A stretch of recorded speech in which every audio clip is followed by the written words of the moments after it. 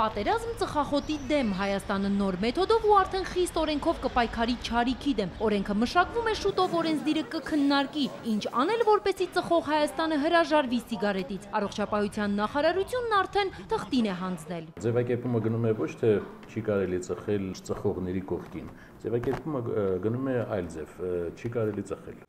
Ծխել կարգելվի հասարակական բոլոր փակ տարածքներում, լինի սրճարան, ռեստորան, հյուրանոց, հիվանդանոց, թե այլ վայր։ Օրենքը հավասար կգործի ամենուրեք բոլորի համար։ Ուր էլ խախտումը գրանցվի, սեփականատերը կտուգանվի։ Ժամանակակից աշխարհը դրան անցել է նույնիսկ մեր նման երկրներ, նախկին խորհրդային միության երկրներ, ինչպիսիք Ռուսաստանը, Ուկրաինան։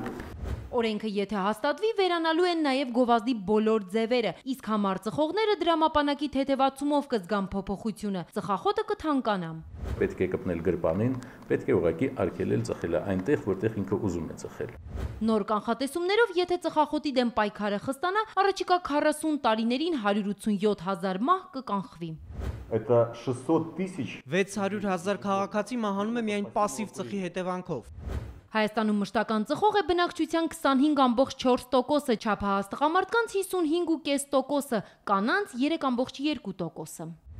Սիրելի սիգարետը ի վերջո մահվան է հասցնում գրեթե ամեն երկրորդին։ Սև վիճակագրությունը փոխելու համար հորդոր զգուշացումներից պետությունը համառողներին օրենքով կստիպի հրաժարվել չարիքից։ Լիլիթ Դանելյան, Տիգրան Բաբայան, օրակարգ։